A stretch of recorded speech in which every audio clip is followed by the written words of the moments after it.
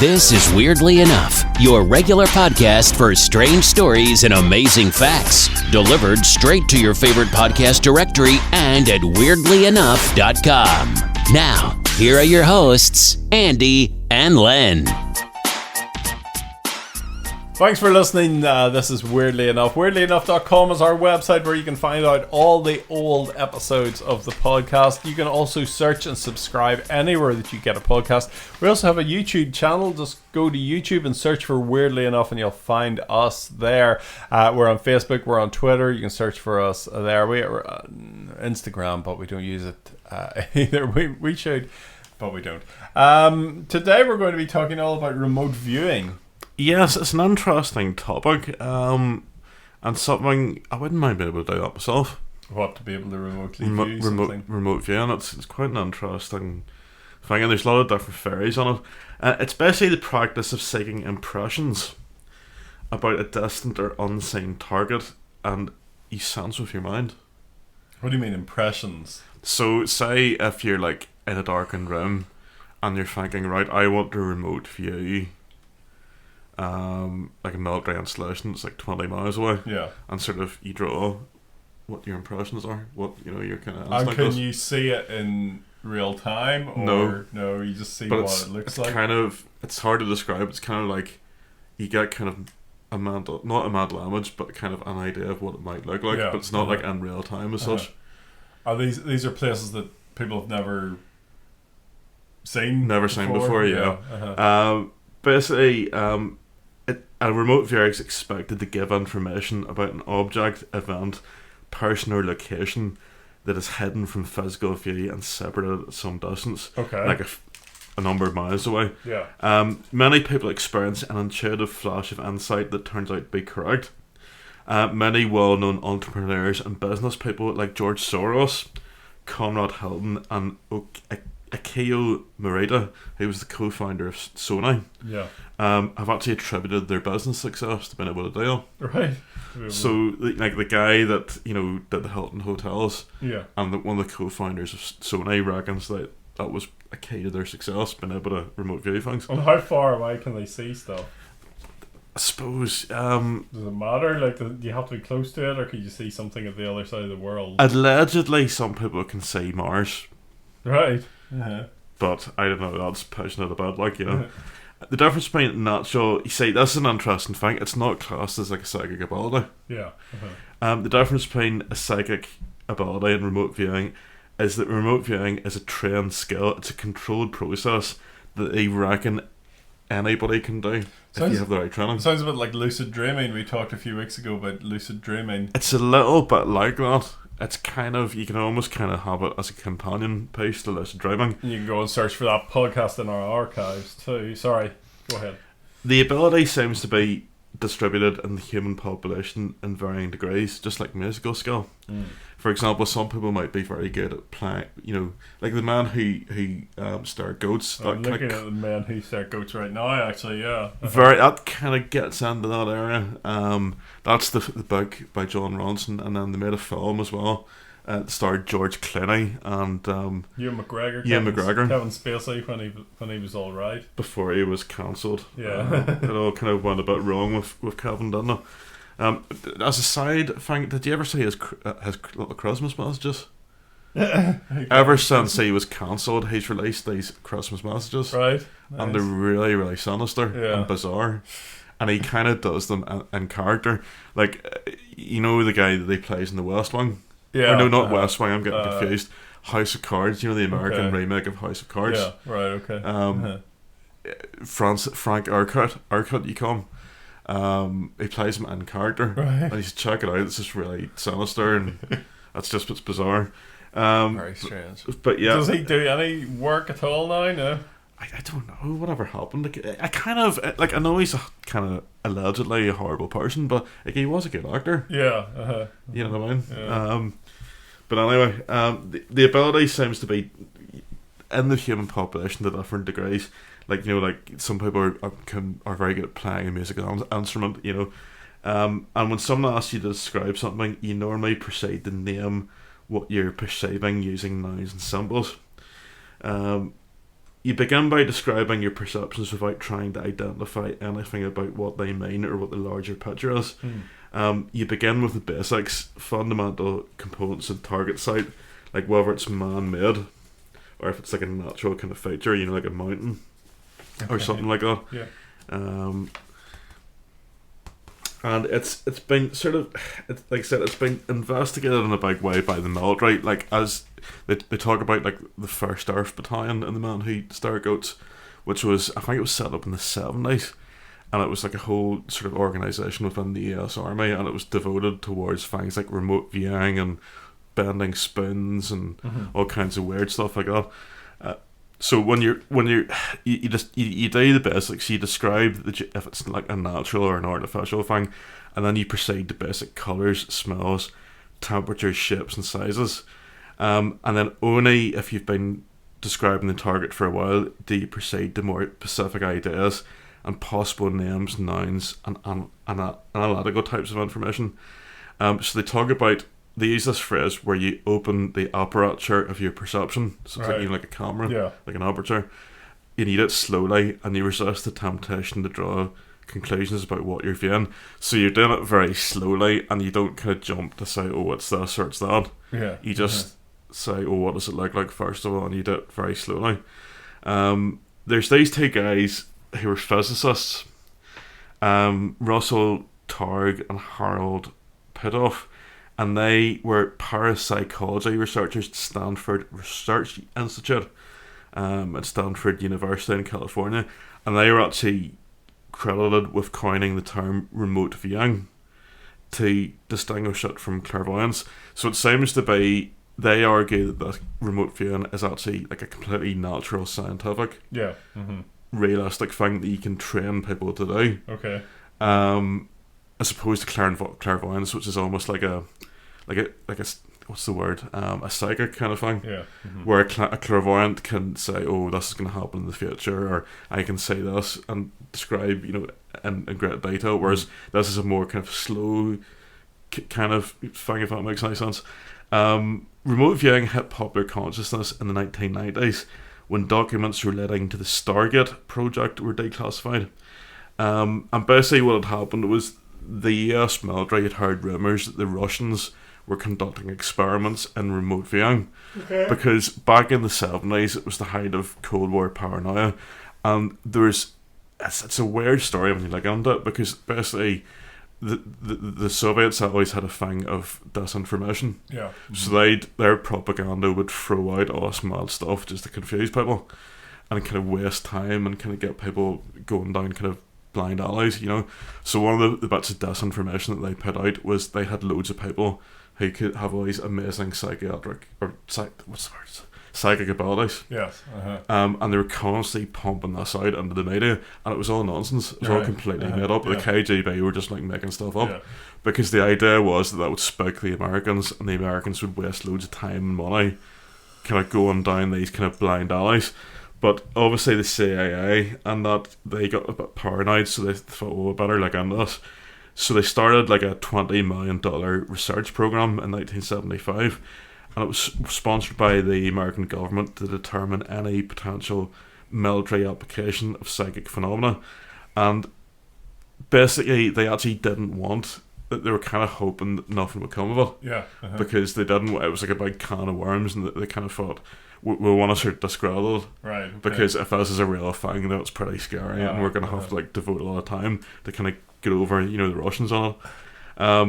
And the origins of the remote viewing program actually date back to World War II, because this thing, it was a kind of funny thing, because it started off with the Russians hearing rumours that the US military were using psychic communications at sea. So they started their own psychic research with their military intelligence agencies. That sort of came to nothing, really. Yeah. And then the KGB had this idea of, we'll pretend it's a real thing. Okay. And we'll start bombarding the Americans with all this propaganda. And then you were hitting as well the counterculture in the 60s, because people were taking loads of drugs, and there's all this kind of, there's lots of kind of, you know, like the dawning of the age of Aquarius. People were getting very mystical and bringing out loads of books about, you know, like there's these two French guys he brought out this book called The Morning of the Magicians. Okay. And that was very influential at the time. It was all talking about, German World War II stuff and the occult and aliens and all that sort of stuff. So it was very much kind of in the Man with Star Goats, it's very much kind of like in that kind of vein of that kind of era, if that makes any sense, So basically all these resources were given to the Stanford Research Institute, which is on the campus of Stanford University. So these guys were tasked with determining if ASP was real or not. And their first subject was an artist, psychic and scientist called Ingo Swann of New York City. And he'd already demonstrated the ability to accurately remote view weather in different American cities. Right. Mm-hmm. So they'd done experiments where he was completely isolated and there's no way he could have told what the weather was actually like. Yeah. And he was like accurately saying, oh, in Chicago it's raining at the moment. Yeah. And they were contacting Chicago and it was like, oh, it's raining. Yeah. And it was all done, he was like isolated for a week, so there's no danger he could just sort of boned up in the weather forecast, He actually proved he could affect the temperature of thermometers sealed in insulated thermos canisters 25 feet away. So there's definitely something in all this, Were people ever able to read documents and things remotely, to look in a filing cabinet and read some confidential documents? Was there anything? It never got to that stage. Doesn't seem to have got to that stage. There was a guy called Pat Price, who was a former police commissioner. See, that's the thing as well. It's fairly, it's not kind of crazy people. Yeah. It's fairly kind of respectable people, Price used his own system to view, where he actually imagined that he was at the distant target site. His results were so good that the CIA hired him to work for them directly. So there seems to be something in this. Another natural viewer was a guy called Joe Monaeagle, who was known as Remote Viewer Number 1, and he worked with the US Army. Right. And he was tested and he found he could draw pictures and sketch distant locations, and he actually got awarded a Legion of Merit. Right.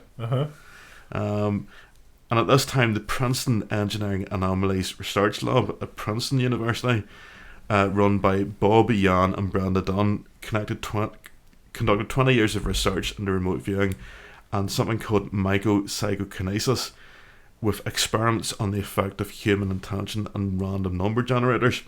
They found that looking at the cumulative results of thousands of trials, their subjects could influence about 2 or 3 events per 10,000 random coin flips, seemingly moving the device away from true randomness in an inexplicable way.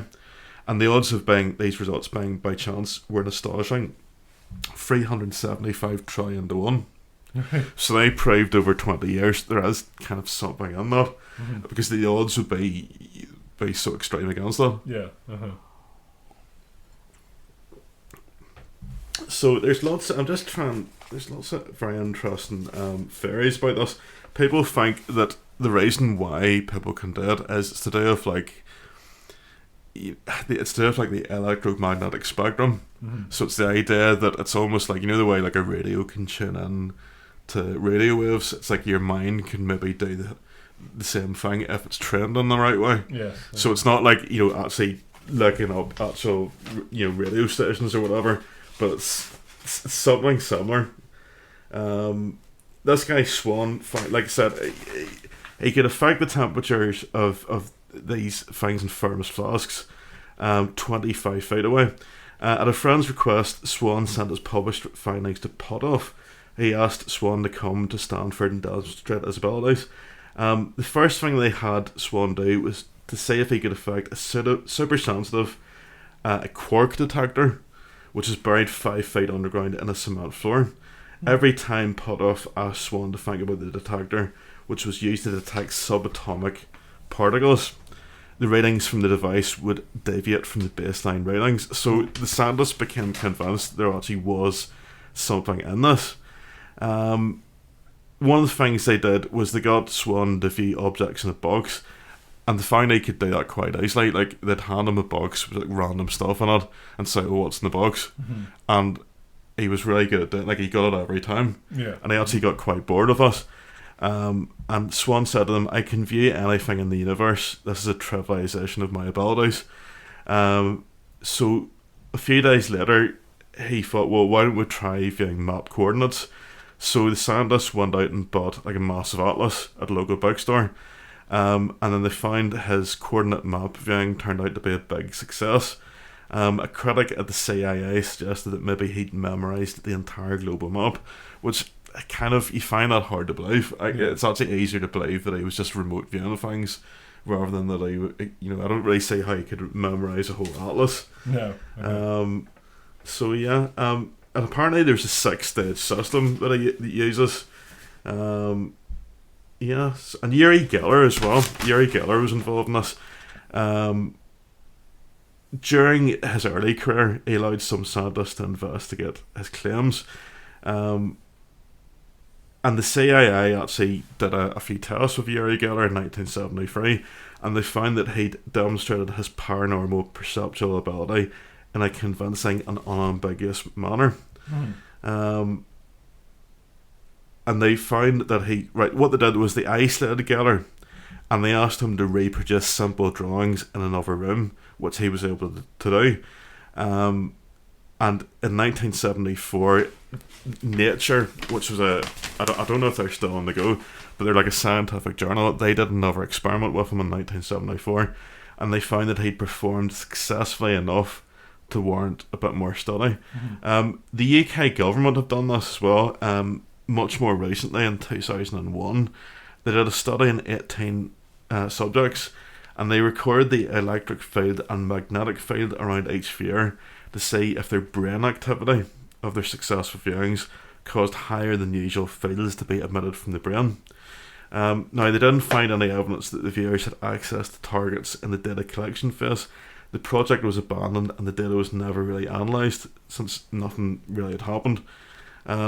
So that wasn't really so much of a success, but there does sound to have been something sort of going on, and it could be like a lot of scientists think that back in the day, like in prehistoric times, Stone Age people had like lots of kind of what we would call today psychic abilities. Yeah. But like modern kind of life it's caused that to sort of degrade a wee bit, and it's not as powerful as it used to be, There's actually books on Amazon to train you. There's one written by a guy called John Noble, right? To teach you how to remote view yourself, natural remote viewing. Right. What is a practical guide to mental health martial art. It's got quite a lot of good reviews, so there you go. You can start it yourself if you want.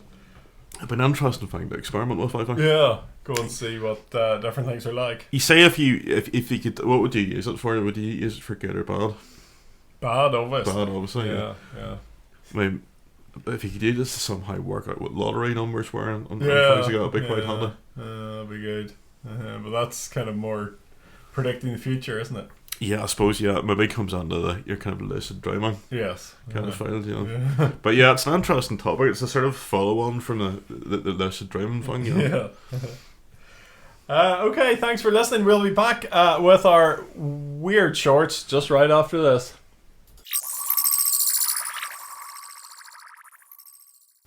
I was doing some research this morning. This one really baffled me when I first read about. Did you know it's only 2014 in Ethiopia? Really, that's so weird. They have their own calendar in Ethiopia with 13 months, each of which has exactly 30 days, apart from the last month, which they call Panguim, which has either 5 or 6 days, depending on if it's a leap year. In Ethiopia, they only celebrate the turn of the millennium on the 11th of September 2007. Their new year starts on 11th of September by our Gregorian calendars anyway.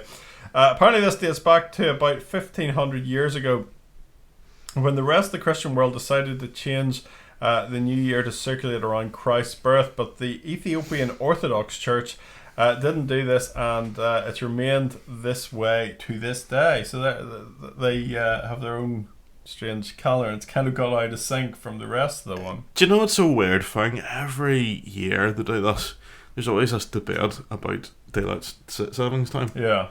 Whether it should go forward or go back. And then there was somebody on the other day and this says, we should set our... It was something to do with the cost of living crisis. And somebody came up, and this is where it gets really odd. I kind of, it's one. Do you ever hear things and you're like, what? Yeah. What? And they were talking about, well, why don't we set UK time to Central European time? Because it'll like help the cost of living crisis, because you won't have to put your lights on as much. And it's one of these ones where you're like, but no, yeah, not really, because the other end you're still gonna go if you know what I mean. Like, yeah, a lot of the arguments are for protecting light at the end of the day rather than the start of the day, and I just think we should be encouraging people to get up early and get on with life, because the people that get up early are the go-getters, so they should be the ones that are rewarded with the nice light early mornings. So do you know what's a very interesting thing? It's funny you say about go-getters. I remember reading this article about entrepreneurs, Elon Musk and all these sort of punters. Yeah, and they also have this thing of getting up at really, really early times of the day, like 5 o'clock. Yes. And there's the whole like skill. You know these guys, and they're like, sort out your life. One of the kind of these things is get up really early. Yeah. And it's supposed to like, it's that sort of go-getting thing. 5 o'clock's quite late for me. As it, I get quite often to get up like 4:30 and stuff. What was going to say? The thing about Central European time and everything like that is, do you ever hear about Spain? They're on Central European time. That was brought in by like the fascists, and because they want to be more aligned with like Germany and everything like that. But actually, they should be on our timeline because they're really far west. Yeah. So I think in the morning it's dark a lot earlier in Spain. I remember hearing a thing in the World Service about that, and it got linked into this whole big debate about the legacy of Franco. Right. And it became like a highly politicised thing that people on the left were like, oh, we need to be modern and go to British time, and then the old kind of Franco people were like, oh no, despite the fact it's kind of messing everything up, just as sheer bloody mindedness. So no, we can't change it. I guess the good thing about having 30 days to each month is you don't have to remember how many days are in each month. I still get that wrong. I think April has 31, does it? April's right, all the days of 31. Hang on. 30 days, half November, April, June and September. Right, okay. I can't know. 30 days. Yeah, April's 30 and then May's going to be 31. I have to look at a calendar to see it. 30 days, half September, April, June and November. All the rest of 31 except for February alone. Something. Yeah. Oh, it has 28 days clear and 29 in each leap year. I always think the longer ones, the 31-day months, can't drag on a bit. You kind of want it to be over, don't you? This is a 30-day month, isn't it? Because it's like May Day next Sunday. Is it? Right. It is, yeah. Oh, right, okay. So have you heard about this new craze of edibles? No. Edibles. Well, this seems to be the new way that people take cannabis. I suppose it's not new. People have been baking cannabis brownies for years, haven't they? You remember all that whole baking? Oh, I don't know. Anyway, former world heavyweight champion Mike Tyson has gotten in on the act and formed a new company which he's calling Tyson 2.0. It was in the news there this week for punching some guy on a flight. Sounds like a nice guy. He's hitting the idea of making a gummy sweet. Right. A gummy sweet. That's one of those real American things, like Oreos. Only he'd probably call it a gummy candy. Candy. It's candy. But it's laced with cannabis and it's shaped like a human ear. Right. This is a reference to the time in 1997 that he bit Evander Holyfield's ear during a championship fight. But unfortunately for Mike, the plan has hit a snag. As the state of Colorado, where he was hoping to sell the dopey snack, state law prohibits the selling of any edible that's shaped like humans, animals, fruit, or any other images that could be attractive to children. A gummy sweet, by its very nature, is attractive to children. There's so many things absolutely wrong with it. I don't know. But undeterred, Tyson plans to modify the design of his snack into the letter T. And there's some new theories about what the Loch Ness Monster was. Do you want to hear it? Oh, go on, yeah. This is an ecology professor from the University of Derby called Michael Sweet. He recently took to Twitter in an attempt to debunk the long-pondered mystery. Just what is the Loch Ness Monster? Well, Sweet believes it could be a whale penis. A what? Sweet said that the many sightings of strange, sinister tentacles and alien-esque appendages emerging from the sea and lakes were nothing more disturbing than whale penises. He said that in many cases it was just whale dicks. But hang on, that makes no sense. Why would a whale be in a lake somewhere? Yeah. Randomly? Yeah. How did it get there? That's true, yeah. Do you mean he's not that sharp, like, is he? But I've always thought maybe there's some sort of hidden tunnel. Oh, I suppose there could be, yeah. The prof statement cast doubt on recent theories that the creature was really just a giant eel. And this is a weird and rather disturbing one to end on.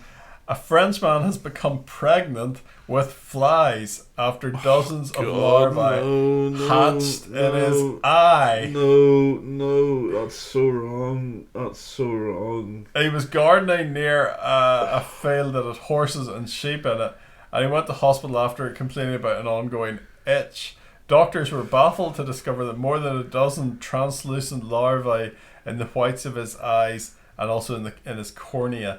They're called botflies. They grow inside animals' flesh, usually sheep. Medics used forceps to remove each fly one by one. And luckily he made a full recovery. Is his eyesight okay? Yes, he made a full recovery, yeah. That's just unreal. It's so many aspects that are just horrifying. The thing is, you think, oh, well, that's kind of would happen in a tropical country, but France, not that far away. It could happen here, maybe. You get a botfly. So watch out for them old botflies. Botfly, it's so wrong, you know. Pregnant. They are. It was basically like a big walking womb for these botflies. Wretched creatures. Okay, we're going to take a break for a few weeks. We've got stuff to do and different appearances and things, but we'll be back.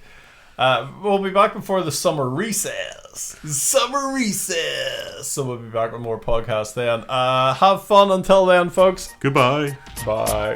Thanks for listening to Weirdly Enough. Remember to subscribe to get the latest edition as soon as it drops. And don't forget to leave a review. Email us about anything we've discussed or with your own weird tale at podcast@weirdlyenough.com.